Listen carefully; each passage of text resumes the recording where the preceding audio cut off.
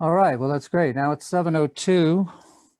So I think we'll start the program. The title slide says we'll start soon. And while we wait, there are two ways to get more affordable housing in Raleigh. One is to build more. What is the other one? And the other one is save what you already have.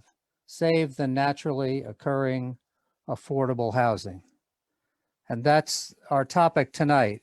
We're not going to talk about building new units of affordable housing. We've talked about that a lot in the past year, but we are going to talk about how we're losing the affordable housing we already have. And we're actually losing it at about the same rate we're building new. So we're not gaining on the problem of the shortage of affordable housing. I'm Bob Geary. I'm with the Wake County Housing Justice Coalition. A word about the coalition. We've been meeting, we're about a year old. We meet every week. We talk about housing issues. We're learning. We're an organization that's on a learning curve. We don't know everything about affordable housing. In fact, there's more that we don't know than that we do know. We're gaining on it. And now I'm hearing feedback. Can we cut that? Yeah, thank you. So naturally occurring affordable housing, what is it? Pretty simple. It's market rate housing that's affordable. It's older housing. It's small houses. It's small houses that have been cut up into apartments. Housing is considered affordable if total housing costs are no more than 30% of a household's income. That's out of the Wake County Affordable Housing Plan. So for a household with an income of $30,000 a year, that 30% threshold means that that household should not pay more than $750 a month for rent and utilities. Otherwise, they're paying too much. They don't have enough money left for other things. So comparing naturally occurring affordable housing to the housing that we build year to year across the country, the affordable housing stock is about 2/3 older housing. It's only about 1/3 the new housing that we build. So it is not a good idea to lose the affordable housing you already have. We should be doing everything we can to hang on to it. So Wake County is losing affordable housing. It's losing its naturally occurring affordable housing. According to the Wake Housing Plan, between 2009 and 2015, we lost about 1,000 affordable rental units per year, 1,000 per year. In Raleigh, that was the Wake County estimate. Raleigh's own estimate is that Raleigh is losing 1,000 units a year from 2010 to 2016. This is data that the Raleigh Housing and Neighborhood staff gave to City Council 2 years ago. So these are estimates. Raleigh is losing 1,000 units a year. Wake County is probably losing less than that, obviously losing, more than that. So what's the point of all this? The point is affordable housing is under attack by development. We're tearing down the affordable housing we have, and we're replacing it with, that's a nice house in Southeast Raleigh, but it's a very expensive house. It's a $500,000 or $600,000 house, not affordable to a low-income family. So we're going to take a look at 5 case studies tonight of how affordable housing is being lost in Raleigh. Now, these are representative cases. They're all different, and they raise questions about city policies. The answers, I think, need to come from the community. But when you see what's happened in these 5 cases, I think you'll want to try to find answers. We are, the Housing Justice Coalition is looking for answers to the problems raised by these 5 case studies and others like them. We've looked around.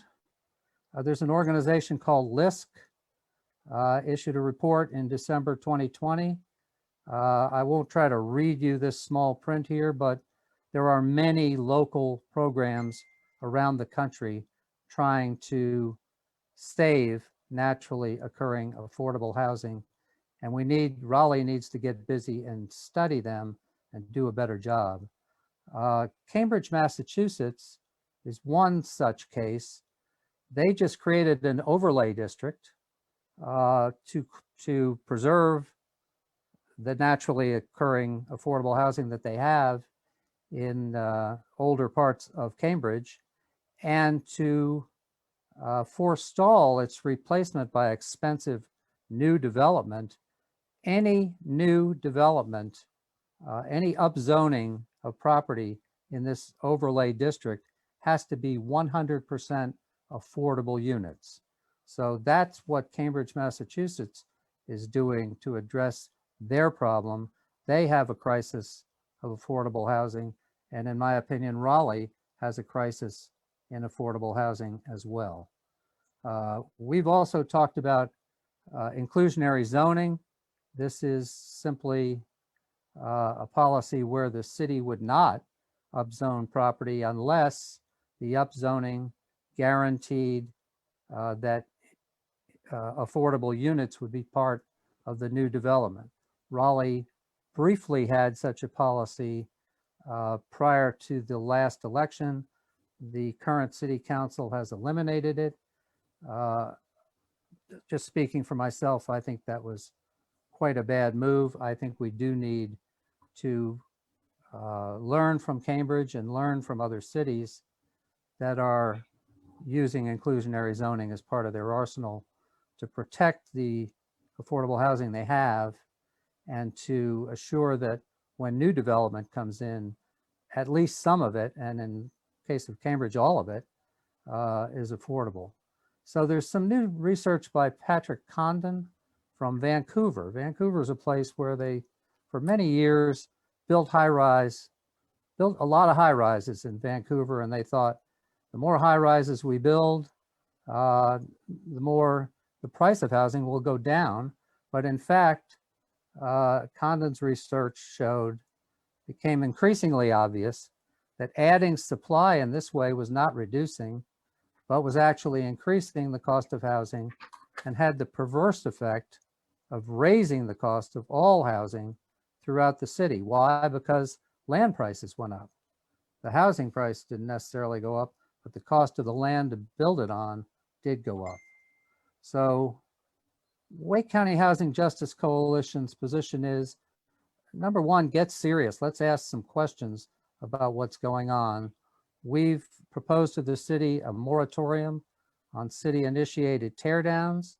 We have asked that the money that was in the bond issue last year for low-income housing repair and rehab be accelerated. The city is proposing to not spend any of it for the next 18 months. We think that's a mistake. As you will hear in one of the case studies tonight, it's needed now. We would like an affordable housing oversight task force to start asking the questions that we're asking and to find better answers than Raleigh has now. And we'd like to be part of that. There was an oversight committee for the bond issue, but it is now being cut back, and it was never a very public group to begin with. And finally, the point is, let's bring the community in. Let's center community voices. Let's find out what the community thinks needs to be done, because, ladies and gentlemen, the people who live in our historically African-American communities, our historically low-income communities, they see what's going on, and their answers are going to be the best answers we can find. So with that, I'm going to turn this over to Leon Cook and Barbara Smalley McMahon, and they're going to talk about our first case study. It's 2813 Seclusion Court, and it's a fourplex up in North Raleigh. So Leon, I think you're up now.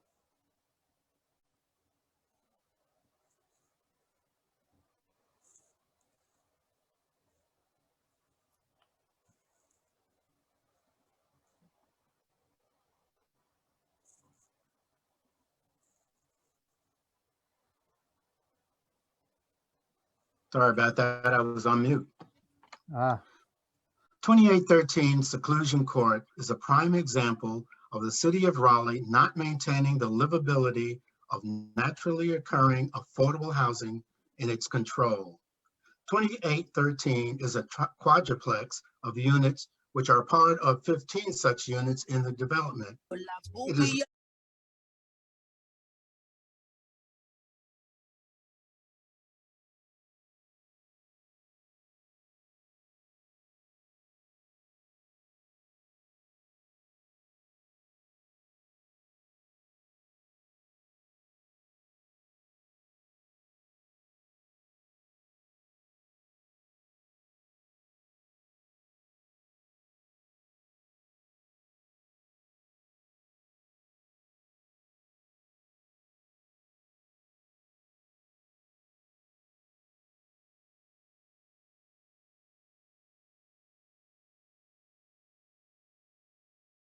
Good evening. My name is Leon Cook. I'm a member of Wake County Housing Justice Coalition, and I'm going to talk to you tonight about 2813 Seclusion Court. 2813 Seclusion Court is a prime example of the City of Raleigh not maintaining livability of naturally occurring affordable housing in its control. 2813 is a quadruplex of units which are part of 15 such units in the development, and it is located in Northeast Raleigh off Lynn Road, west of Queedmore Road. There are several privately owned similar properties which were priced to be affordable for very low income tenants. They were built in 1982. In 1992, the City of Raleigh purchased two quadruplexes, 2812 and 2813. The quadruplex at 2812 sits on land at street level, which most of the others are as well. However, some, including 2813, does not. Approximately 3 years ago, 2813 was declared uninhabitable due to extreme mold and mildew. The environmental health risks to tenants living in the 4 units at 2813 Seclusion Court resulted from the city's failure to address the constant water runoff from the paved parking lot above and the steep slope leading down to 2813. Both the parking lot and the land embankment are above the roofline of the quadruplex. Note the pictures. There is also a brook approximately 10 feet from the rear of the property. At present, the city has not made the public aware of future plans for 2813 Seclusion Court. The quadruplex continues to be city-owned property and may be rebuilt as a like-kind replacement or be built as a larger apartment complex for public service employees such as RPD officers and teachers. At 60 to 80% AMI. Thank you.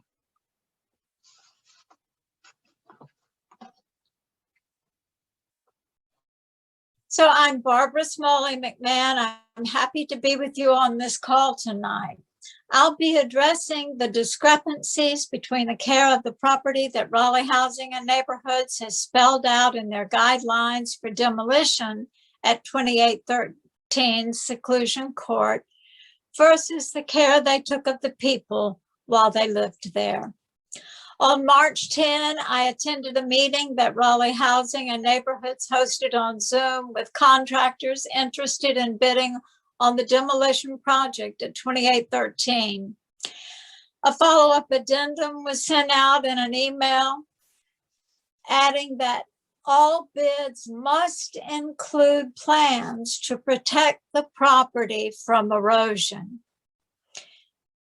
The addendum said that contractors during demolition would be required to protect that embankment that is being shown from up above on this picture.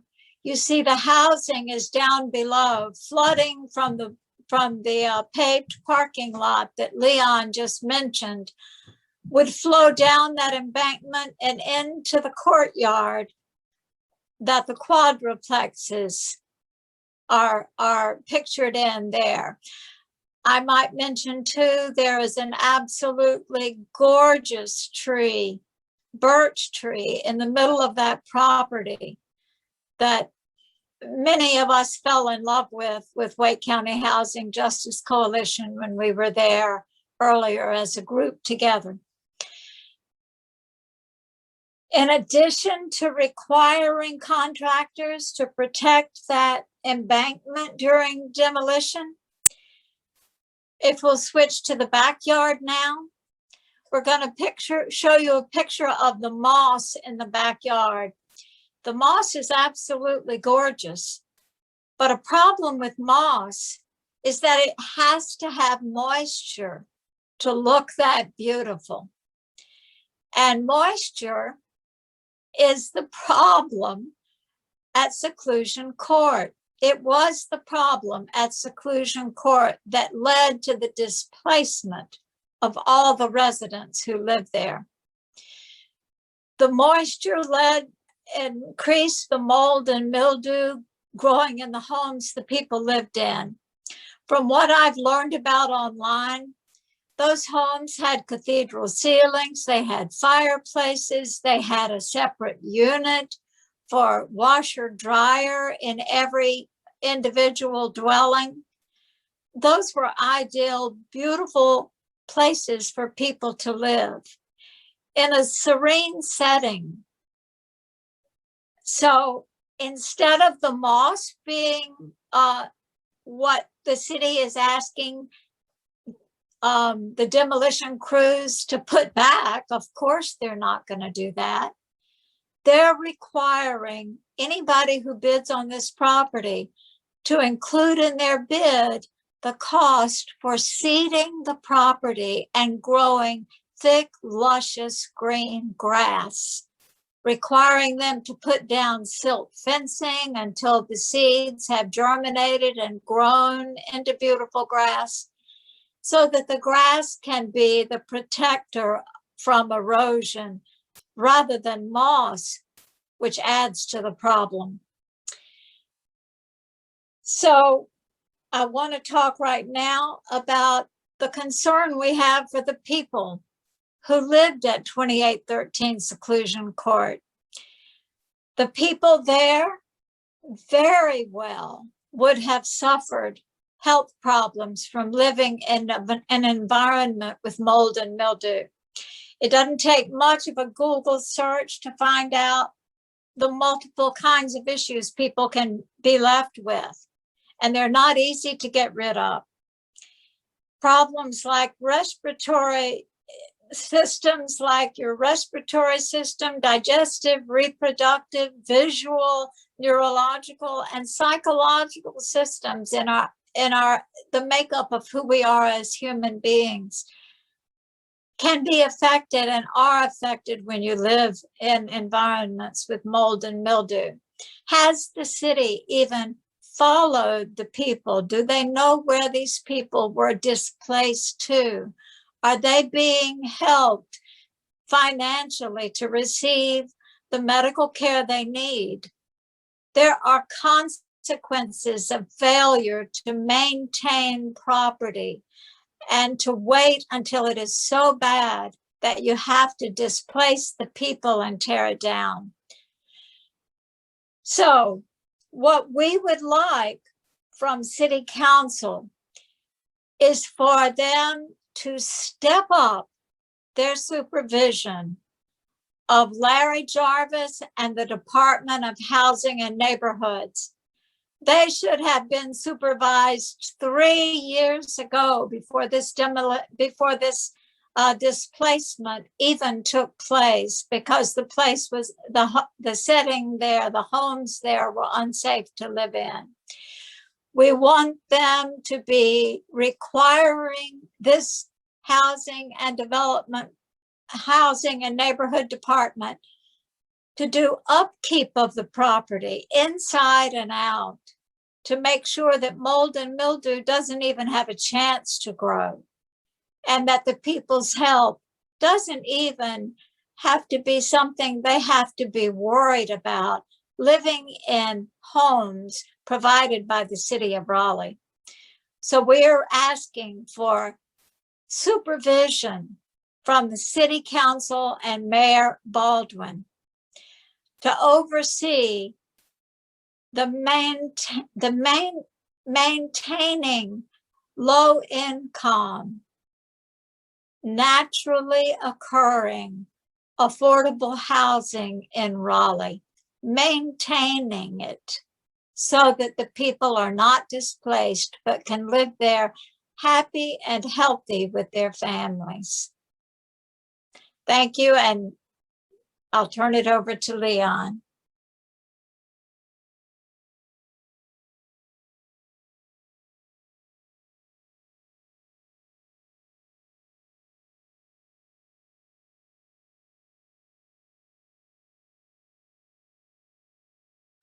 One final and overarching question that we believe Raleigh needs to ask ourselves and elected officials is this: do the lives of the people who used to live and still could live at Seclusion Court and in the affordable housing Black, Brown, and Indigenous neighborhoods in downtown Raleigh really matter?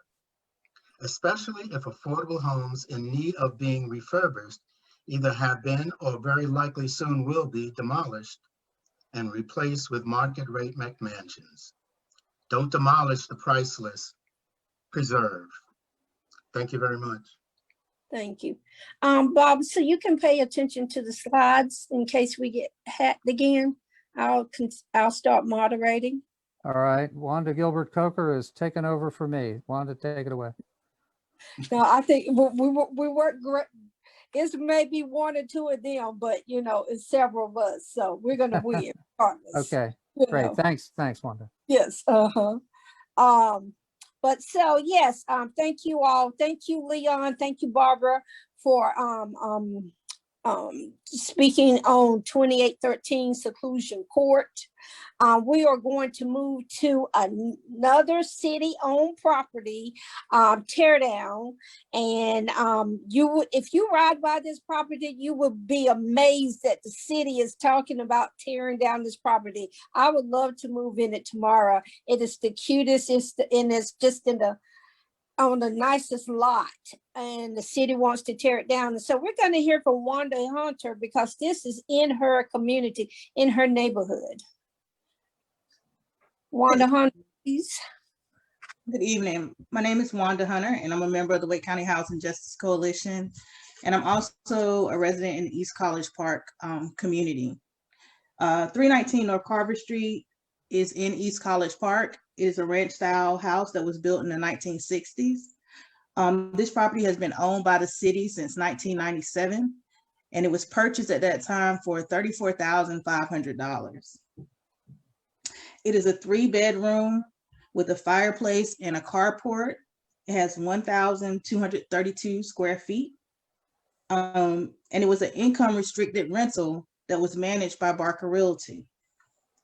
The lot that it sits on is actually 9,583 square feet. And the average appraisal value to date is $279,480. So you ask, why would the city want to tear down such a beautiful property that looks like it's in a pristine condition? Well, the city reported that this property had asbestos. Well, when we went to go find out about the asbestos and where it was located in the property, then we were made aware that there was no asbestos in the property, but that was not made aware publicly. That was made aware to anybody who went out to find out about bidding on the demolition of the property. So then it was later advised that the property was slated to be demolished because they wanted to split the lot. Now, the average lot in East College Park is 4,791 square feet and sells for $25,000. Remember these figures. But the question is, why should the lot on Carver Street be split when there is a lot at 316 North Fisher Street that is larger than the average lot at 6,970 square feet and a larger house at 2,500 square feet? All of this went through after East College Park has a laid out plan for what the size of each lot should be and what the size of each house should be. All of this is due to unscrupulous activity that has been going on in the East College Park development. So now I'll take you back to the figures once again. This house currently is appraised at an average of $279,480. The purchase price of this house is $34,500. So the city has $244,980 in equity in this home. Currently, it is estimated that the demolition of a house of this size at an average of 1,500 square feet, single story, is $10,500. And the average lot again in College Park is half of the lot on North Carver Street. And those lots sell for $25,000. So if we tear down this house and we split this lot in two, the city is looking at making $40,000. There are two lots at $25,000 a piece, that's $50,000. And then you subtract the $10,000 for the demolition.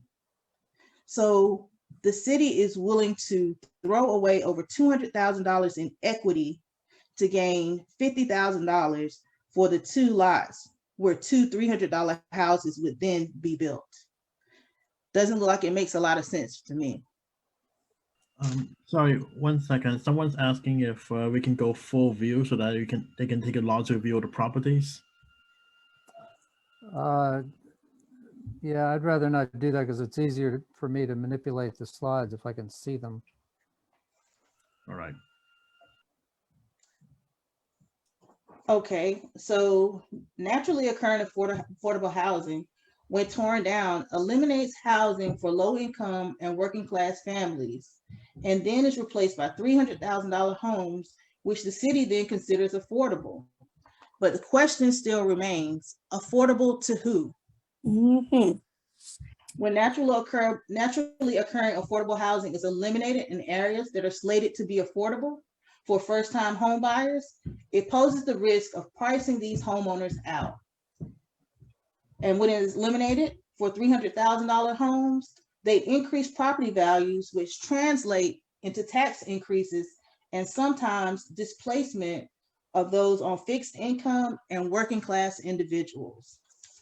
So what we want the city to do is to be fiscally responsible with our funding. Mm-hmm. We need a remediation process that evaluates what is more cost effective for naturally occurring affordable housing. What that means is looking at 319 East Carver Street, would it be more fiscally responsible for the city to remediate this property and have it as affordable housing as opposed to demoing it and then not even own the property, somebody else owns it at that point in time? That's what we need the city to do, is be more cost effective with our funding. And we also need them to start investing in rehabilitation of existing naturally occurring affordable housing. Thank you. Thank you for that, Wanda Hunter. Affordable to who? Affordable for who? You hear us say that a lot here at Wake County Housing Justice Coalition. And now we're going to move on to our next property. And that is going to be Attorney Yolanda Taylor. Thank you, Yolanda, for joining us. And she is going to discuss 702 Bragg Street. Okay, thank you, Wanda and Rusky. Okay, thank you for backing up. Hi, I'm Yolanda Taylor. I'm a housing and community economic development lawyer, but I'm also a supportive member of the Wake County Housing Justice Coalition. And what I'm going to talk about is how the city, and not just the city of Raleigh, but cities period, but I am talking specifically tonight about the city of Raleigh and how it appears to be using code enforcement to target longtime residents who are living in their naturally occurring affordable housing. And as a result of this, this particular homeowner, and I have two of the homeowners online, and I'm gonna allow them, I think impacted people should be allowed to share their own stories. So I do have two online Ms. Katina, are you still up here? Yes, Wayne is. Wayne Okay. Clemens is. Okay, hey Wayne. So Mr. No. Wayne Clemens, he owns the property that I'm about to speak about with his 85-year-old mother and his other siblings. And they were the victim of code enforcement. And Bob, can you just go back real quickly? I just want to say that we understand that code enforcement is there to make personal private owners, responsible for the maintenance and repair of their property, and to also maintain, both property taxes as well. But a local government should have access to efficient, effective, and equitable code enforcement and tax enforcement systems to ensure that property causes minimal to no harm to adjacent residents, property owners, and the overall market. But these preventive systems need to accommodate the occasion of individuals who are experiencing financial hardship, and they also should accommodate and understand that they may be vulnerable populations or populations that are experiencing vulnerability. So they need to have practices and programs that are fair and equitable. Thank you, Bob. Go to the next slide. So the house on the left is the Clemens house. And Wayne, you can interject whenever you want to, feel free to do so. But this is how the house looked at the time it was code enforced, right? Well, no, I take that back. This is how the house looks today. Right. Next slide, Bob. This is how the house looked in 2011. The house, the city of Raleigh began code enforcing this property in 2014. Now I'm gonna get to that slide, but I want you to see this is how the house looked. The roof was fine. The only thing that was off, go back to 26, Bob, was that, it's an older home. It's almost 100 years old, right, Wayne? Yes. If it isn't 100 years old. Mhm. Okay. But do you want to say how the house looked in 2014 when the city began targeting it for code enforcement? It looked quite pretty much like it did 2011. It wasn't that much more than the 2011. I mean, I could go on and on and on about the code enforcement laws. I mean, how they're attacking certain areas, I mean. And Mr. Clemens is a former city employee. So let's move on, Bob. Thank you. So across the street from this home, slide 27, we know that gentrification is very much apparent. There's gentrified, or let's just say higher income, more expensive housing around the corner and across the street. And Mr. Clemens, it's my understanding that maybe only 4 of your mom's residents, longtime residents, remain in this community. Is that correct? I think you're right. Yes, that's correct. About 4. Okay.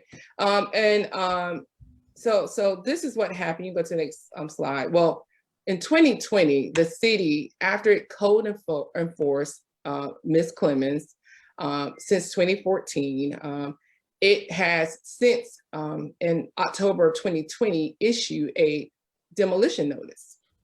And this demolition notice was sent on October 7th, 2020 at 9:18 a.m. And this is kind of like what it stated. Actually, it's the bidding, the pre-bid meeting. So it's given notice of this pre-bid meeting, and they basically, told Ms. Clemens that they were going to demolish her home. The only thing that has halted this action is that Ms. Clemens, they were about to succumb to a hungry investor who has been harassing them day and night and texting the daughter, Katina Clemens. Is that correct, Katina? Hold on, Yolanda. Actually, they did not notify us of the demolition. They did not? No, I was notified actually via Facebook Messenger by someone who didn't even know me. And they notified me that the house was going to be demolished. The city did not contact us. So I emailed the city the next day. He never denied or admitted it, that the house was going to be demolished. Okay. So imagine finding out on Facebook, that your homestead is about to be demolished.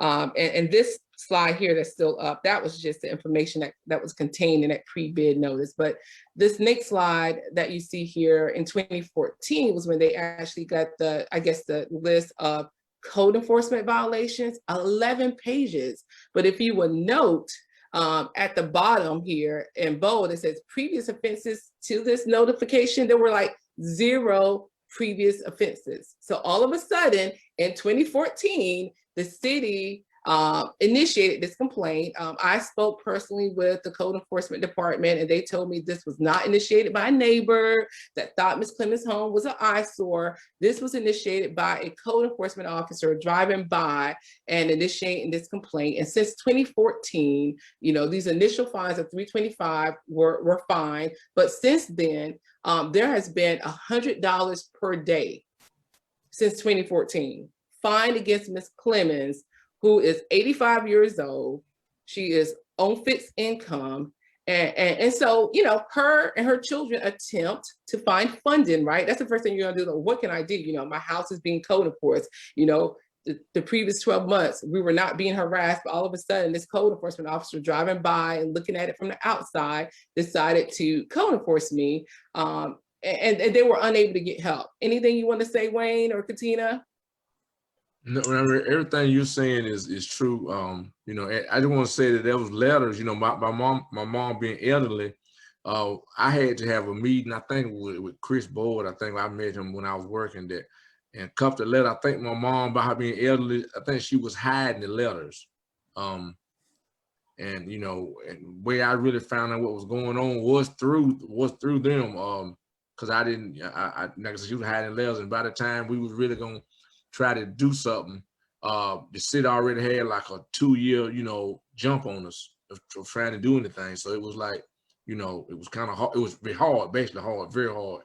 You know, And they haven't stopped. As of, I want to say like maybe a week ago, I called and I was told that the fines are still, accruing against the property. But not only that, you know, you would think because of the affordable housing bond and the campaign and the bucket for repair and relief and the repair and rehabilitation assistance that was touted in affordable housing bond. But when I called, I was told, well, we can't help because, first of all, ma'am, and they didn't even want to hear the details or the facts. And I've told the Clemens this, the employee that I spoke with said that we have a 3 to 4 year wait list. Okay, we have a 3 to 4 year wait list. So ma'am, before you get into all the facts, I need to let you know that. And not only do we have a 3 to 4 year wait list, we have very few contractors who can do the rehab and repair work. So that campaign and that promise that this is a tool that will help low-time residents remain in their home is an illusionary promise. So we can go on to the next slide. So, and we're here, we're not here just to complain or to raise these concerns. You know, we are here to actually give recommendations. And some of the recommendations that have been sent to the city is that it needs an equitable code enforcement policy, and that there are cities right here in North Carolina, Winston-Salem being one, High Point, North Carolina being another, that have worked with groups like the Center for Community Progress, and they are creating this coordinated systems-based approach that can deal with, you know, the issue of, okay, we need to do something with abandoned and vacant property, or we need to do something with housing that's in disarray. But they ground vulnerable residents and they create hardship provisions that will avoid their displacement or the condemnation of their housing. And I need to back up because you saw the roof is currently collapsed. You don't have to go back necessarily. I just want to talk about that. Okay, the roof collapsed after Miss Clemens basically was harassed by code enforcement. And so she left the property. She didn't know what else to do. So she left the property. And you know, when you leave a property, the house goes down, the house settles, and that's when the roof collapsed. Is that correct? Yes, it is. And Katina? Yes, so the house was not looking like that when she was living there, but she didn't know what else to do. And again, they only halted the demolition when they thought that the Clemens were going to sell the house to an investor that's basically offering them now a very low ball offer. The houses across the street are almost $500,000. They're being asked to sell their home for like 150-something thousand. So the last slide is, this is that, equitable code enforcement is a recommendation. And this is a quote directly from the Center for Community Progress. And it states that, there's a strong need to develop and prioritize a range of code enforcement strategies to support those owners who want to comply, but lack the means to do so, such as increased education and community outreach. So if you're seeing that, there are homeowners that are struggling, who are behind, who are on fixed income, especially our elderly homeowners, what is the education? What is the outreach that's being done by the city to these residents that will bring them into compliance, but also give them assistance and aid to help them comply? And what is going on to build the trust with residents who currently feel as though the city has little capacity to engage their needs? So that is one recommendation, is equitable code enforcement. Thank you to Wayne and Katina. Do you guys have anything else to say? No, thank you for all your efforts though. Appreciate it. Thank you. Okay, you're welcome. Thank you. Thank you all so much. Thank you, Yolanda. I mean, I just, it just is so disheartening and brings tears to just think, so when you hear some of us say, and, I posted this yesterday on social media, that the city of Raleigh is an accomplice to gentrification. They're an accomplice with the predatory developers. They're accomplice with the Raleigh Builders Association.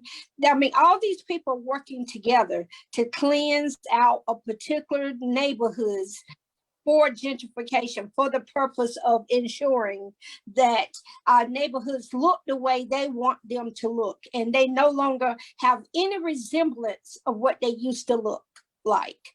So this is an actual case finding right here that can go down on paper, that we can track and show that the city has a hand in gentrification without any doubt. So we have two other cases to bring up. Hopefully the family can stay on a little bit longer if we have some questions in the end. But before we go to the next two cases, which are going to be Bloodworth and Heritage Park, we have some questions, some poll questions where we would like to hear from you all. We would like you all to participate and give us your thoughts around I think it's only two questions, maybe three, but before we move to the next two, was going to put those two questions up. And the first question is, have you seen tear downs and transformations of your neighborhood to become more expensive, effectively gentrifying your community? So we would like for you to answer, give you a few minutes, well, not actually a few minutes, just, maybe one, shouldn't take that long. We're at about 90% of the people have, no, 21 have answered. So the number's moving up. So again, if you cannot see the question, have you seen tear downs and transformations of your neighborhood? Have they become more expensive, effectively gentrifying your community? We want to hear from you all. We know what we see, what our lived experiences are, but we want to hear what you all are going through. I think we're about at the number, which I think this looked like 100% to me. And so we have 71% of the people said yes, and 29% of the people said no. We have approximately 60 people on the call, including ourselves. But yeah, 71% of the people said yes, and 29% of the people said no. So evidently it's happening throughout the city of Raleigh, and I'm not sure where all the zip codes are, but we're going to move on to the next question. That's something, if y'all have more questions about later on, at the end, we will raise those. So next question.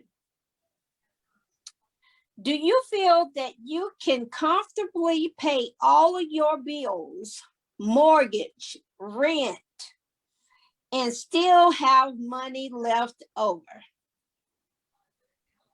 Now, I know what my answer is without a doubt, but we want to hear from you all.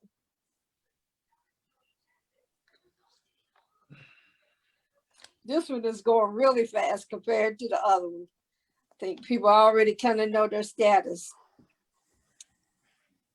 Yep, we are at 100%. We got 2/3 have voted, and we have an affluent group, Wanda. Okay, sorry, my math is different.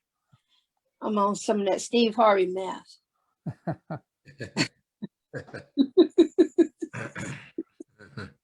Let me know when it gets there. I think that's about it. 78% of the people said, do you feel that they will have money left over? 22% said no. I'm in the 22% where you still have money left over. So that's interesting. So do we have another question? If not, we are going to move on to Mr. Bob Geary. And then we're going to discuss South Bloodworth Avenue or South Bloodworth Street. Thank you all for that.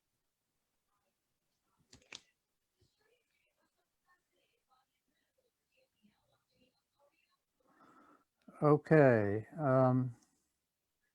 The first three examples were city-owned properties, or actually the first two were city-owned. The third is under a demolition order by the city. And they're case studies of housing that should be saved.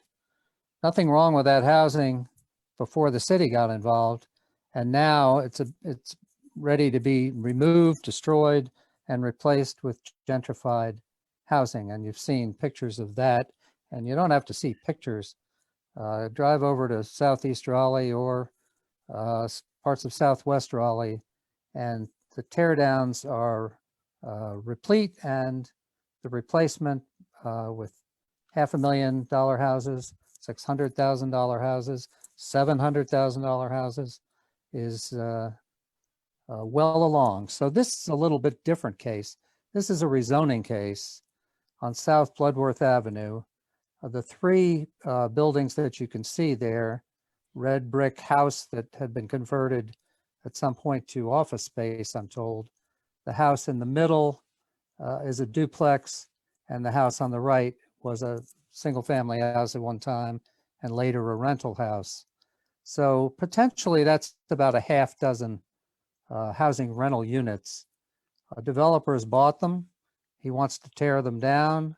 His zoning case, Z4820, asks the city's approval to replace these houses with 28 townhouses. These are affordable houses. The townhouses that he proposes to build, believe me, they will not be affordable. The location of this site is in the South Park neighborhood of Raleigh, near Shaw University, and it is a National Register of Historic Places, historically African American community. The site is half an acre, 28 townhouses proposed to be built, and the only thing the developer is offering, not offering any affordable units among his 28, not offering to restrict the rental on any of them, but he is offering to take pictures of what he tears down, because this is an historic neighborhood. This is one of our oldest historically Black neighborhoods in Raleigh. It actually has a small area plan. The City Council has adopted a small area plan about South Park, that it should be preserved, that the historically African American community there should be preserved. But when the planning staff read this small area plan, it basically concluded this plan does not matter. So the policy in the plan that says infill residential development should reflect the existing historic building types, that didn't matter. And the policy that says don't eliminate the existing historic structures or permit townhouse and apartment building types which differ from the historic pattern of buildings in the area, that didn't matter either. It did matter, however, to the City Planning Commission. The Planning Commission has recommended that the City Council reject this zoning application by a 6-2 vote. One of the planning commissioners is named Nicole Bennett. She's a terrific member. And she's quoted in the minutes. This quote is a little bit garbled in the minutes, but basically she's saying, we're not preserving this community and we should.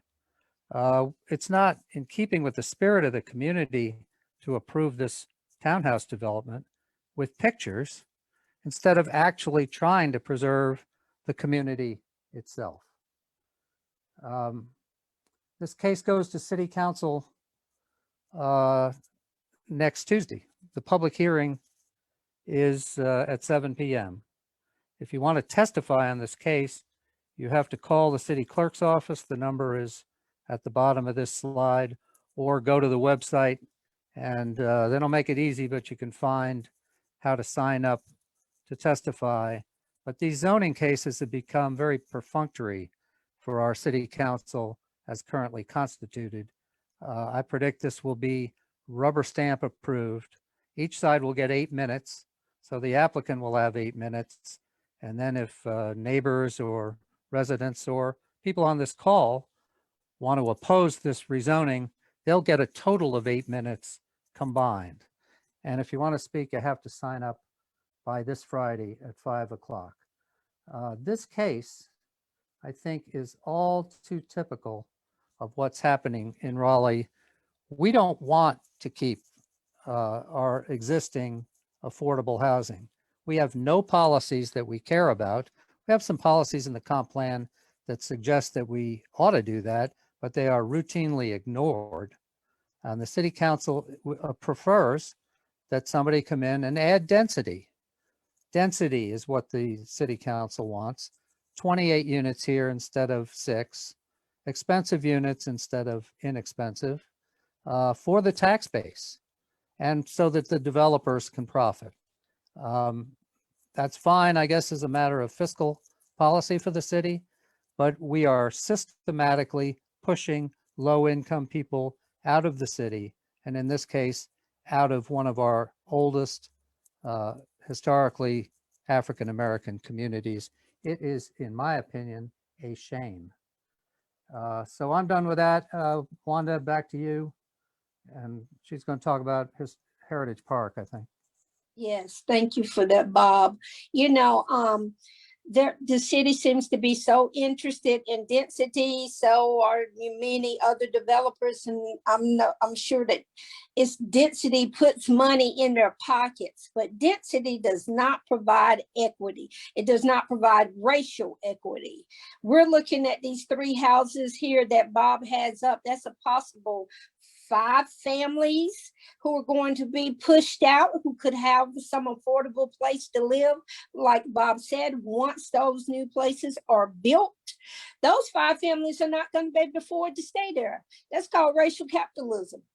And so we have to, you know, get involved in, and please, even if you are, you know, don't want to speak on those matters about the public hearing, call in and listen, you know, go to YouTube and listen, be there to hear exactly how your city councilor votes. Pay attention on how your particular city council votes when it comes to equity in this city. So we are going to move to Heritage Park. It is near the Red Hat. It's off South Street. It is downtown Raleigh, one of the few Raleigh Housing Authority properties that's left downtown and near downtown. So, you know, they've been anxious for the federal subsidy to end on this one for a while. It currently 122 households live at Heritage Park. They are all one-level apartments. Well, no, actually, some of them have upstairs, but senior citizens are one level as usual. But yeah, like I said, there are 122. And starting in 2019, Raleigh Housing Authority started having meetings with some of the tenants. Now, how they notify these tenants, I'm not for certain, but many of the tenants have told us that they did not get the notices. And when they did have the meeting, Larry Jarvis was there, a developer was there, Raleigh Housing Authority was there, and only about, let me just say this, less than 10 tenants showed up. So out of 122, less than 10 showed up. And they really could not answer a lot of questions for them in 2019. As time proceeded, you know, COVID hit us in 2020. And from there, the meetings kind of ceased. So now in 2021, the meetings are starting back up. We personally, Wake County Housing Justice Coalition, Barbara, went out and put a notice on every door, something that Raleigh Housing Authority did not do. They put notices on mailboxes and in community areas. Now, if you don't go to get your mail in for a whole week or someone tears it down, you won't know that this meeting, that their meetings were happening. In fact, they just had a meeting that we attended. We had lots of questions. There were tenants on there that had lots of questions. And again, you know, as the city normally does, they cannot answer some of the questions they were asking. How many units will be 4-bedroom? How many units will be for 2-bedroom? They could not answer that. But they were able to say that they are planning to build a 4-story unit with an elevator for the senior citizens. Now, currently the senior citizens are living on, you know, one level. So they're planning on building at least a 4-story unit for the senior citizens to move into. And that would have an elevator, as if that's something the senior citizens are asking for. It's not. Several of the senior citizens who are still there have been out there 25 plus years. Now, can you imagine, we saw this happen at Winters Haven, how traumatizing it is to have someone to pick up 25 years worth of their household goods, property, personal belongings, and pack them up somewhere until you have a place to put them in. And the place they are putting them in may not be of the same size that they had previously. So we, like I said, we saw this happen at Winters Haven. In fact, after they asked them to move at Winters Haven, at least 4 to 6 of the senior citizens there passed soon after they had to move out, because it's so traumatizing after you have someone displace them after 25 years. And then you're going to take them out of the element of one level and put them on put them in 4 stories. One of the other concerns we had was that, you know, people living at Heritage Park they've been really hesitant to speak up because they fear of losing their vouchers. They fear retaliation from the city, from Raleigh Housing Authority. They feel like, you know, maybe if we just play nice, they won't push us all out. But, you know, we know that's not how it works. We don't know who the developer is going to be of this new property yet. We do know that they plan on making the roads accessible to Dorothy Ditz, of course, because they're planning to make this a mixed income. Right now, it's predominantly African-American community. When they make it a mixed income, I'm sure it will end up just like Chavis Heights, Halifax Court, and Walnut Terrace. Mixed income does not protect race. The Fair Housing Act protects race. The Fair Housing Act does not protect income. So therefore, you know, right now it is predominantly Black, but it can be, once it's mixed, you know, that's definitely going to change the racial status there. So one last thing I want to say is that one of the tenants' sons I spoke to said her son always felt like after they built the condos across the street, and they're like 4 and 5 stories high, right behind Red Hat. They sit between Red Hat and Heritage Park. The children felt like those people always looked down upon us, and also asked their mom, why can't we live in something like that?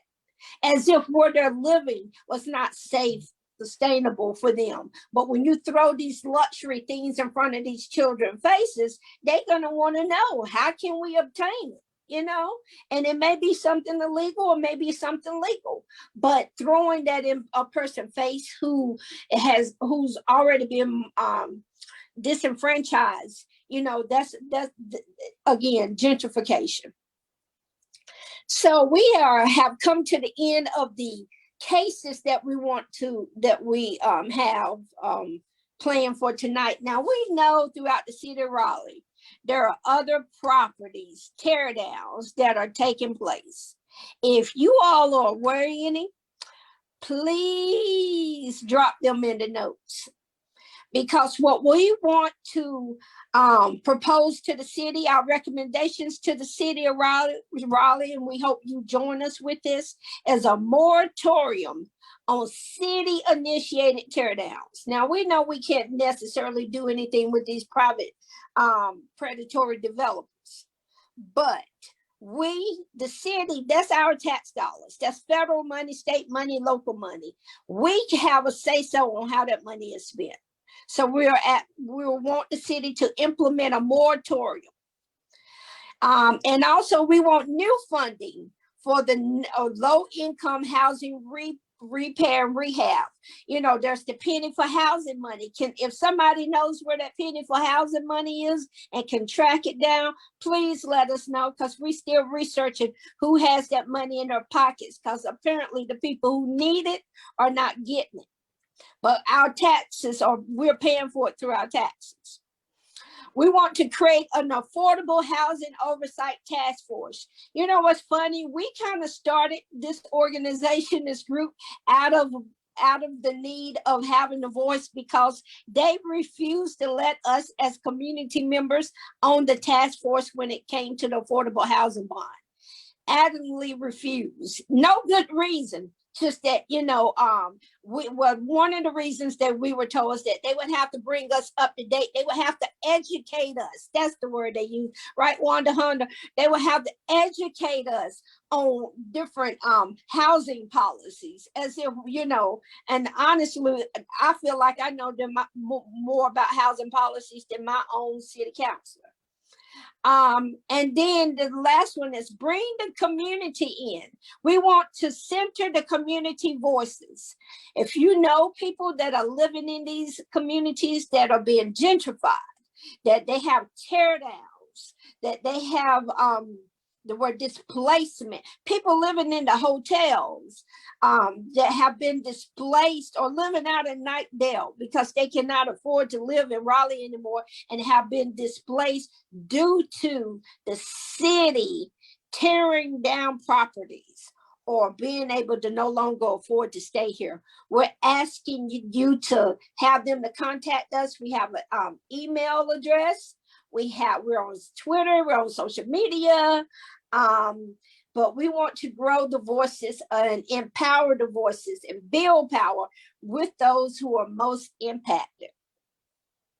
The floor is open for questions. We would like for you to raise your hand. And as you all are raising your hand and people are helping me identify who has their hand up, now you can put your question in the chat as well. But while you all are helping me do that, I want to say that next Tuesday is a also city council meeting, right, Bob? And it should be on the comprehensive plan. So we need to pay attention to that and sign up to speak at that as well. We need to be signing up to speak at city council every meeting. So, you know, they want to say it's angry voices calling in. Let me tell you something. Ain't nothing kind about being gentrified. So if I call in and I'm angry, yeah, I'm angry because I'm being gentrified, and I have every right to show my anger because you're using my taxes to gentrify my community. So who has their hand up? Well, anyone, y'all? Okay, Rob Moxley. Yes, sir. Unmute yourself, please. Unmute yourself, please, Mr. Moxley. If you want the council to listen to anything before the next election, when anybody stands up to propose something like a affordable housing task force, you need at least 100 people standing up at the same time the speaker talks. The council does not pay attention to logic. They pay attention to voting power. It's possible that maybe if everybody attending this could show up at the time you have a person speaking for the task force, they might listen, but they don't listen to individuals and logic. They listen to money power and voting power. Well, Rob, I agree with you. The one problem with that is the council is not meeting in person. So Yeah. the only way we're heard at council meetings is a disembodied voice over the internet, and it is not possible to have people show up en masse. The only place we can have people show up en masse is meetings like this. Okay, one alternative would be for everybody here to do what someone was suggesting, is to get your voice registered on the issues. Is it, I think they said by email you can send to the council? Yeah, we put the link to sign up for next week's city council meeting in the chat. It's also on our Wake County Housing Justice Coalition page, and also some of our partners pages like Livable Raleigh, and probably I'm trying to think, it'll be on other pages that we put out there. And of course it's on the City of Raleigh page. It's harder to find, but we'll put it in the link again before we close out. But yeah, if you just sign up or even attend them so you can hear exactly what your city councilor is saying. Another way you can hold them accountable is write into your city councilor and those at large. Please don't forget to write in and hold those at large councilors accountable, as well as the mayor. Okay. Thank you. Thank you, Mr. Moxley. I see a question in here that I'm going to propose to Yolanda. Yolanda, there is a question that asked about, maybe you saw it, I just saw it. Okay, yeah, since the city council does not seem to be responsive to, have you had the opportunity to partner with other organizations also doing the work, such as the NAACP?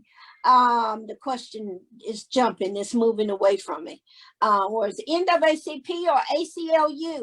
If not, is that something that might be beneficial? Yolanda, could you answer that, please? I think we all can answer the question that we are looking for to build a larger coalition of folks. And we are already naturally aligned with community-based organizations, but it seems like you are, when you mentioned ACLU, it seems like you are possibly referencing litigation of some sorts against the city. I don't want to disclose, what we're doing in a public forum, but just believe, that litigation is always an alternative to trying to work it out. And I do want to say that Ms. Clemens, on Ms. Clemens' behalf, I have reached out directly to Laurie Jarvis. I've CC'd their city attorney. Corey Branch was copied because Ms. Clemens lives in his district. People from code enforcement was copied, and people from housing and neighborhood was copied. The people that work under Jarvis were copied. So about, I don't know, 4 or 5 people were copied on an email requesting assistance for Ms. Clemens. To this day, and I do believe I sent that email, was it Friday, Ms. Clemens? But today is Wednesday. I have not heard anything back from Mr. Jarvis. I have heard from Councilman Branch. He says he's looking into it. He was surprised to learn that the city had a 3 to 4 year waiting list on rehab and repair assistance. So, and of course, I won't particularly Ms. Clemens to be helped, but I think this is a systemic issue, and there are other people like Ms. Clemens who may be facing this. I don't want like a backdoor fix to just help one person. I do want the city to actually do something about this, because if it's saying there's a shortage of affordable housing, and I saw on Spectrum News tonight that Raleigh is like negative 74.4%, as it relates to the shortage of affordable housing, one of the top, cities in North Carolina that has the largest shortage of affordable housing, not just affordable housing period, because we know now even realtors and people looking to buy homes are unable to find homes because there's a shortage. So why will you demolish naturally occurring affordable housing? If Ms. Clemens can't live in her home where she's lived all her life, she's not going to be able to find another house in downtown Raleigh, So, and she's not going to be able to find a house based on her income. City council members. Right. Thank you. For, can everyone mute themselves, please, if they are not speaking? We have 2 questions. One is from, the next question is from Cantina, Ms. Clemens, and then the next question is going to be from Donna Bailey. Ms. Clemens, please. I actually didn't have a question. I actually had a concern. I had shared it with Yolanda the other day. The other day I drove by the property, and I noticed there was an officer. Actually, I was standing out there talking with the contractor. There was an officer that was parked in one end of the street on Bragg Street. He actually moved and went up a little farther, and he was there for quite some time. So I left and I went back a few hours later. He was still there. So I actually stopped and asked him how long would he be positioned there. He informed me that he was assigned there because there was a fight approximately about a week ago, and someone in the neighborhood had complained, and now there will be an officer assigned to that location to actually patrol that location and sit parked on that street until otherwise notified. My concern was, I knew in the past when my mother was living in, she was having issues. She had concerns about noise or something maybe she wasn't comfortable about. And when she would make phone calls to 911, either no one would come, or either they would come and just drive through and keep going. So my concern is it because of the new residents in the area that now it's a precedence of their safety, or is it maybe they were overlooked at that point in time? I feel that most so it's because of the new residents in the area. So their safety is a big concern for them to actually post an officer there when the city is saying they have an officer shortage. Yes, Ms. Clemens, I agree. Could you look at my Donna, screen? hold on 1 second, please. Hold on 1 second. We can hear you. That, this is most definitely issue that's happening that we hear about in gentrified communities where officers, this is not the only area where officers are being used to protect the new people that are living there. But in fact, you all can Google this later, but the same similar thing was used, the police officers were used to enforce gentrification in the Breonna Taylor murder. So you can Google that later for yourself and not have to believe me, but that is what and it was a certain task force that was set up to protect the residents and to enforce gentrification. So that's Britt true. Taylor is the example of that. So Donna Bailey, we are ready for you. Okay, hi, thanks for hosting this tonight. A lot of really good information. I'm sorry. I can't stress to everyone here how important it is to try and have your voices heard. There's been a group of us that have regularly been attending city council meetings and speaking out, but council just dismisses us as the same old people. So they really need to hear from new voices. So, you know, you send an email, it's very behind the scenes. Yes, they see it, but I think speaking is very effective. The other thing I want to direct is everybody here to livableraleigh.com. This is a new organization that started up after the last city council, when this council was just bought and paid for by developers. And so their mission is to try and educate people on what is going on and to turn out the vote at election time. So you can get a lot of information. So Livable Raleigh is on Facebook, and livableraleigh.com. They do a lot of great blogs and stories about all these things that affect Raleigh and how absolutely tone deaf this council is. And for people regarding rezonings, if they wait until the public hearing at city council, it is way too late. Most of those councilors, they've already been in a lot of contact with the developers, and they go in there already knowing how they're going to vote. So you need to be working before it even goes to the planning commission. So that's really all I wanted to say. Thank you for that, Donna. We have a question in the chat that from Simone to ask. Do we have, trying to find the questions, they jump really fast. Do we have a script? There it goes again. Do we have a script? Where did it go? Can somebody else find it? There it is. Do we have a script available for those interested in speaking at the meeting? We have made scripts depending on, you know, what you're calling in to speak about, and we usually have put them on our Facebook page. But if we create one, I most definitely will get it out to you all. Another thing I want to do, I know that we have other organizations, other partners in that are attending, like Refund Raleigh, and our messages align with them, basically holding city council and holding the city of Raleigh accountable with our tax money. So if you're here from one of those groups that we align with, I'm gonna make sure I'm say that again, with the group that we align with, please drop your information in the chat so that other people who are interested, because we need to hit them in every direction, just like they come for us in every direction. They need to know there's a group on their left side, right side, top and bottom coming for them.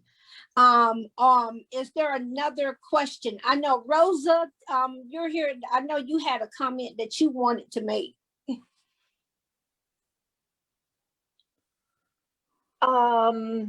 Well, in terms of solutions.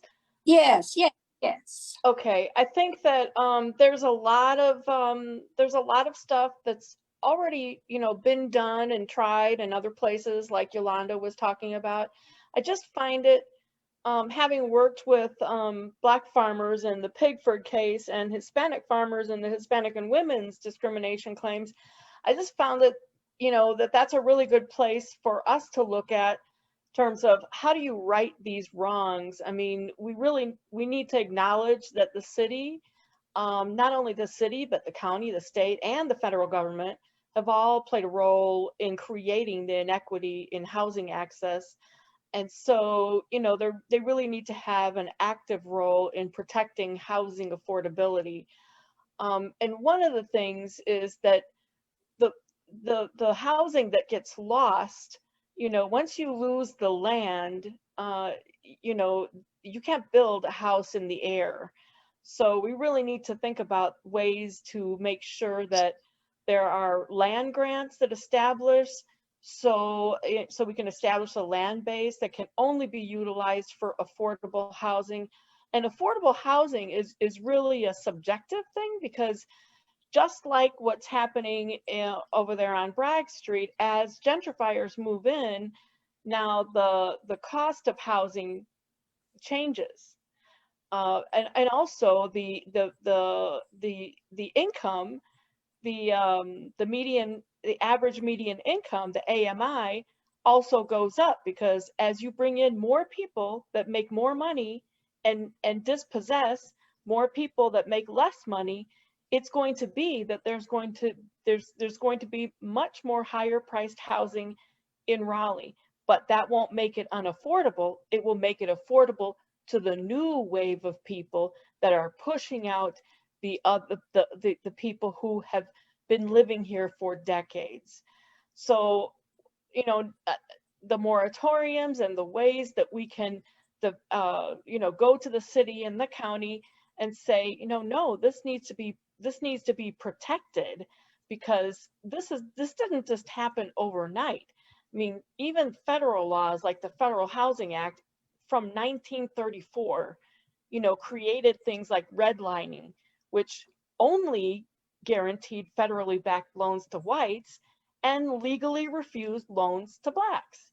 So you're talking, generationally, there's generations of people that have not been able to get into home ownership, and the few that have are now subjected to having their housing taken away from them. So so that's something that I think that we could look at, is how are other folks looking at ways to correct these bad actions that have been taken historically. I mean, in the case of the farmers, they created a classification called socially disadvantaged farmers and ranchers. Well, there's kind of a classification of people talk about low income housing. Well, there's a reason why people have maintained, have been stuck in low income, and it hasn't been for lack of working. It's been for many, many policies, practices, and things like this that's happening, where people are being dispossessed of their property, displaced from their homes and their communities, and we're going to perpetuate the wrongs of the past, when what we really need to do is correct those wrongs and build a more just and sustainable future in housing in Raleigh. Thank you for that, Rosa. I see, Barbara, I think you have something. Then Bob, and Wanda Hunter, did you have something as well you wanted to add? But if not, go ahead, Bob. I would say only that we should take a look at our downtown. I moved to Raleigh 30 years ago. Very few people lived downtown, but very little was going on downtown because people preferred to live in the suburbs. So the land downtown was fairly inexpensive, but people didn't want it. Now we have high rise after high rise going up downtown. We have rezoning applications to put up 20-story towers, 30-story towers, 40-story towers. None of that housing that's being built is affordable except to affluent people. And the reason is now people want to live in the city. And now the land prices are very expensive. So fine, build a 40-story tower if you must, but let's have 20 stories of that be affordable to low-income people, or 10 stories, or some units. We have pushed poor people right out of downtown. Now we're in the process of pushing them out of South Park. We've pushed them out of the Haywood neighborhood in East Raleigh. We are pushing poor people right into Garner and Nightdale. Thank you for that, Bob. Yes, Barbara. Yeah, I really like what Bob Moxley said earlier, and several have jumped in and supported it, that we need to get very, very visible at City Council. And an idea came to me This morning, many on this call maybe are old enough to remember Ronald Reagan's wife, Nancy, and her Just Say No campaign to drugs. I think we need to start a campaign, Just Say No to rezoning. Bob Geary lifted up the affordable, the affordable homes on South Bloodworth, but also historic homes on South Bloodworth that are going to be discussed, and probably that will be zoned for the four-story apartments, Bob, that you were talking about. Well, that rezoning is townhouses. Huh? That rezoning is for townhouses, expensive townhouses. Townhouses, thank you. If we all went to city council, we have 8 minutes. How many people could just say no in 8 minutes?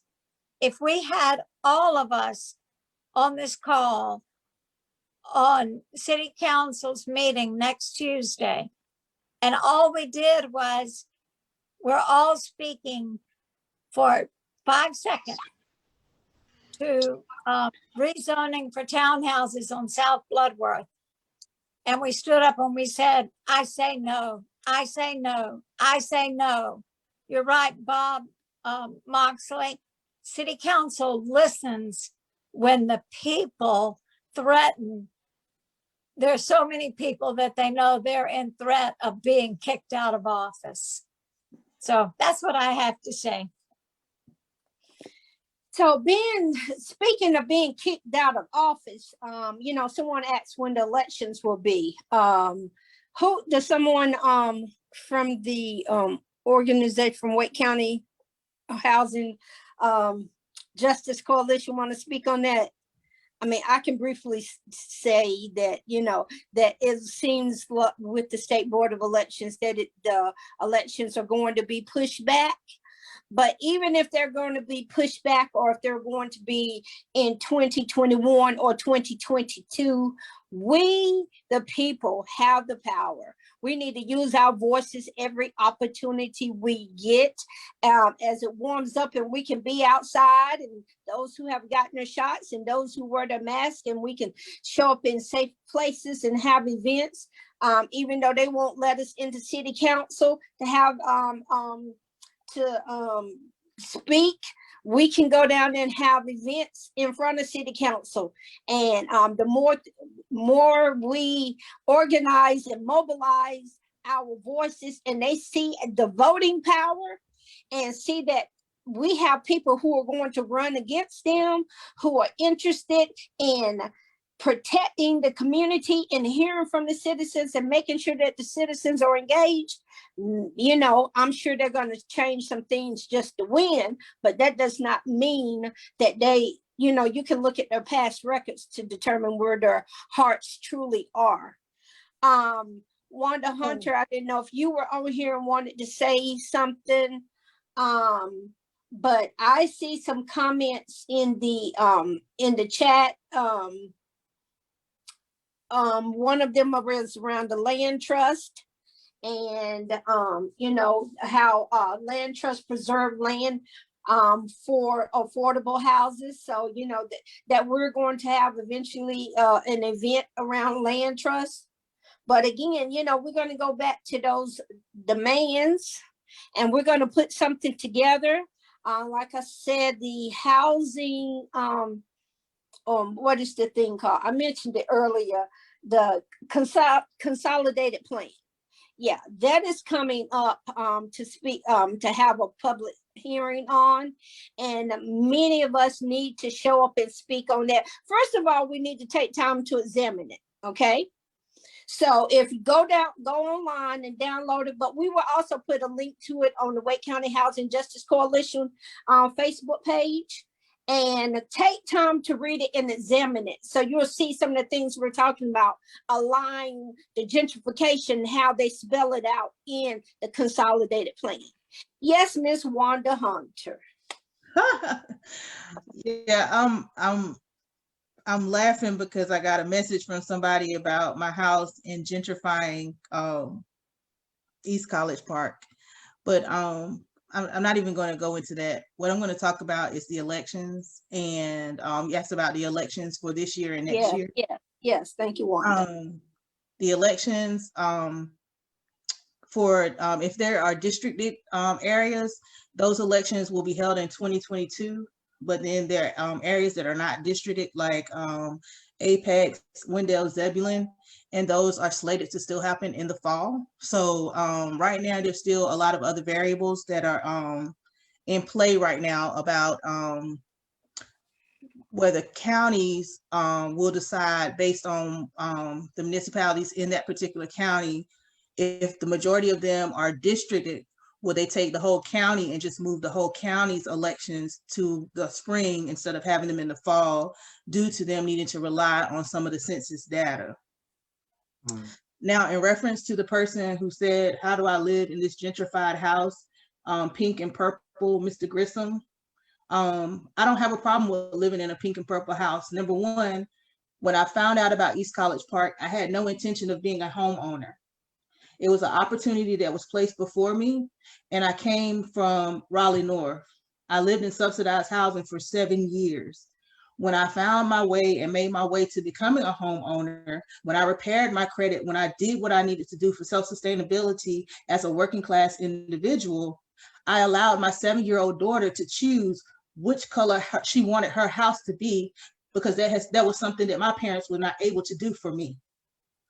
So that's why I have a pink and purple house that is 2 stories, that does have a veranda on my front deck. And yes, I am proud of my house. I know what Maple Street looked like before my house was placed here, because I've lived in 27610 zip code all of my life.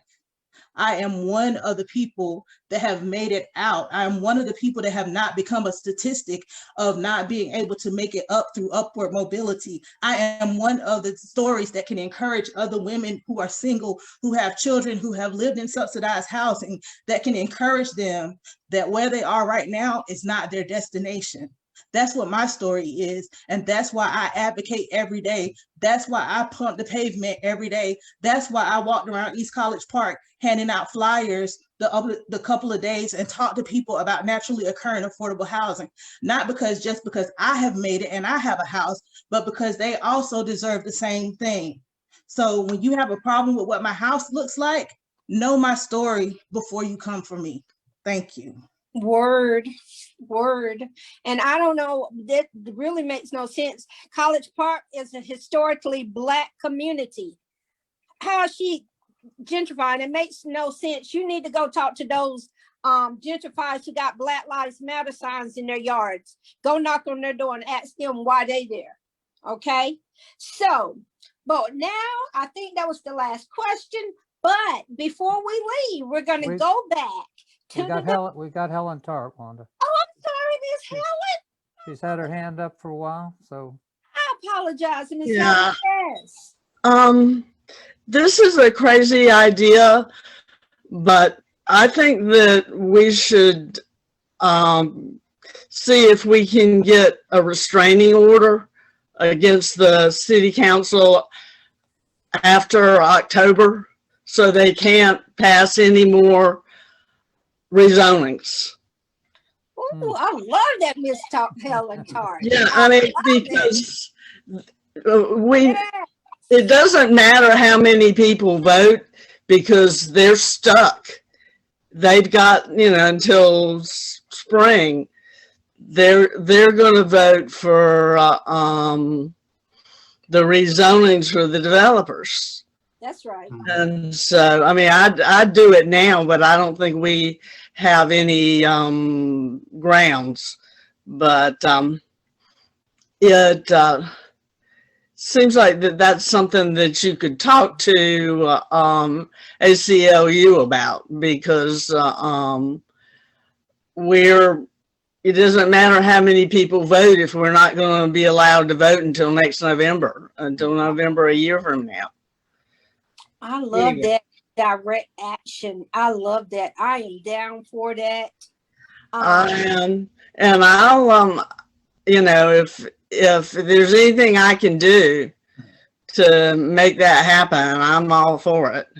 Thank you. And I know you live in the 27610 zip code as well, and you are a longtime resident there. So Yeah. we appreciate that. We're going to have a response from Leon, then Donna. Leon, you had something to say because you came off of mute, right? No, I was just applauding the comments that were being made. Okay, I apologize. So But we're gonna- I do encourage everyone to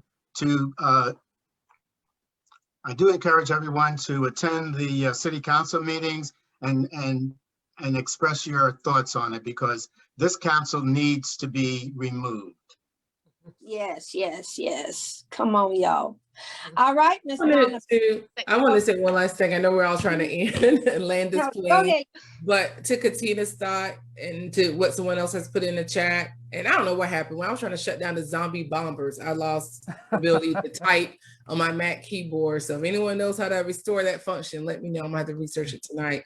But I agree with what Katina is saying, that more people need to understand what gentrification is. And as we end, I always lift equity and racial justice equity in Raleigh, and just reading the city's consolidated plan and knowing that it knows who's most disproportionately impacted by the lack of affordable housing.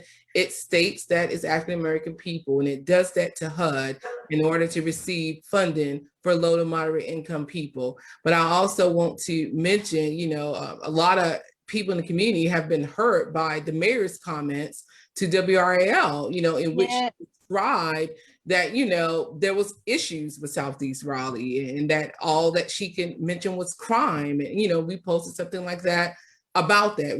And we had to do it on social media, and these platforms are important because whenever we try to speak up on these issues, the media goes to the city for their rebuttal, or goes and warn them that, we're about to have a press conference, and then seeks the city's response. And so the city gets ahead of the voices of the people. And I'm just so shocked, it wasn't until I got involved in this work in Raleigh, I did not know that a city like Raleigh, had this policy of just shutting down people, of democracy. I mean, the local government is like the most important level in which people can actually engage in democracy, and to shut people down from being able to raise their voices or even incorporate their concerns as an issue. But the mayor's comments, were egregious. I want to ground that here. And I also want to say the stereotypes about gentrification is that you're displacing, criminals, you're displacing like uneducated people, you're displacing all poor people. And I spoke to someone whose mom lives in a middle-class Black neighborhood that's now facing gentrification because the people there have aged, some of them have passed away, and the heirs don't want the property, right? So gentrification just happens when people from up north who can afford a $1.8 million house. I was just looking at HGTV last night. They're buying like townhomes for $1.8 million. They're able to come down here and buy at the top of the economic ladder, depleting the affordable housing surplus. So it's an issue, and we also should just realize, that, the city says it's equitable, but equity is not just in your lips and in the processes, it's in the outcomes. We need equitable outcomes in the city of Raleigh. Thank you, Yolanda. Yes, yes. Yes, Donna. And then Ms. Clemens, did you have something you wanted to say after Donna? Okay, she said no. Okay, go ahead. I just wanted to make a comment that this city council has approved every single rezoning case with little to no community benefits, like conditions that used to be worked out with CACs. They are just plowing through to most of them. The only requirement that they have for approval is, does it add density? That's it. Right, that is right. it. It doesn't matter if it's on transit or whatever. So the other thing is, we can't do anything about tearing down naturally occurring affordable housing on private property, but I think it is very reasonable to ask for a moratorium of tearing down NOAAs on city property, because most likely that's going to be the cheapest affordable housing there is if they can just rehab what they have. They're not going to be able to build it cheaper. And we need that. We need more of that. And, and if that, we should work on what Bob says, putting some into a land trust. But I think that at least city-owned property, there should be a moratorium on tearing down NOAA. Thank you, thank you. And before we go to the last thing, Bob, is there something you wanted to add? I just want to say hashtag revitalize, don't gentrify. But Bob, is there something else? And I don't want you all to leave because there's a group effort I want you all to participate in before we go. I just wrote something in chat, so I'll read it. Investor capital is pouring into every city in the country, and Raleigh is no exception. Hedge funds, private equity funds are buying up affordable housing, either to tear it down or to convert it to Airbnb use, or to get it rezoned and put up townhouses and apartment buildings that will be very expensive for rent or for purchase. This is a phenomenon that every city is facing. Some cities are stepping up to the challenge of that and putting limits on what these investors can do with property if they buy it. Raleigh, our city council, no interest in any limits. They call themselves Democrats, but I consider them libertarians at best. I concur, Bob.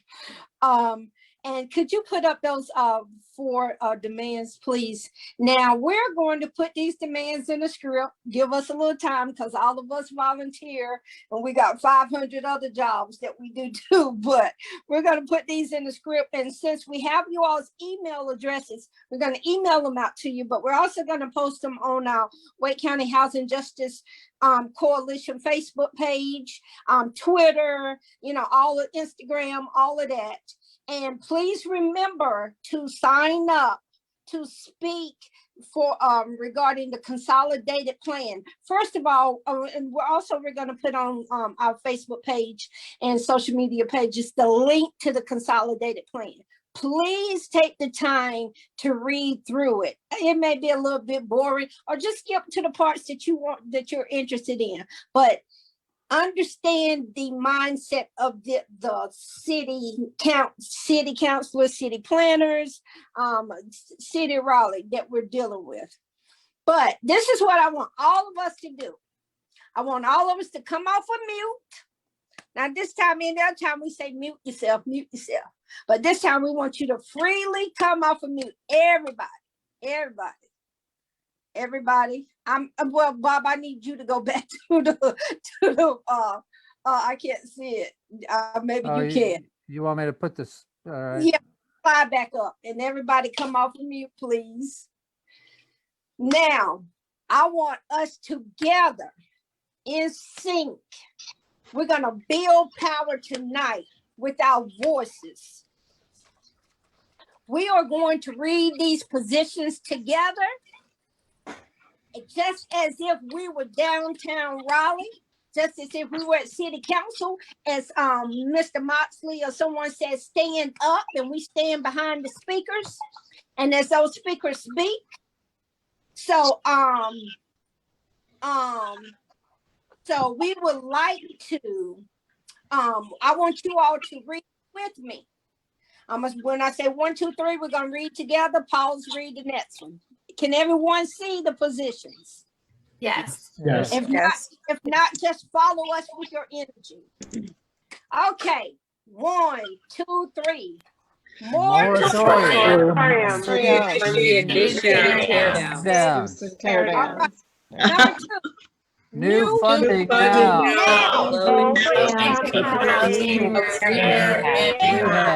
Rehab. 3. Create an affordable housing Oversight task force. Number 4. Bring the community in. Community voices. Hey. This is all about centering the community voices.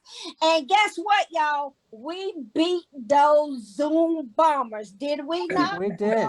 We did. We're still here. All right. All So right. thank you all for attending. We will continue to have these events and use this as a way to engage the communities. And please follow us. Any suggestions? We're here to listen. We're here for the community because we are the community as well. Thank you all. Stay safe, and we look forward to seeing you. Please again. Good night, everybody. Good night. night, everybody. Good night. Thanks, Wanda. Thank you for coming. Good night. Yes, thank you. Bye. Good night. Thanks, Yes, everybody. thank you.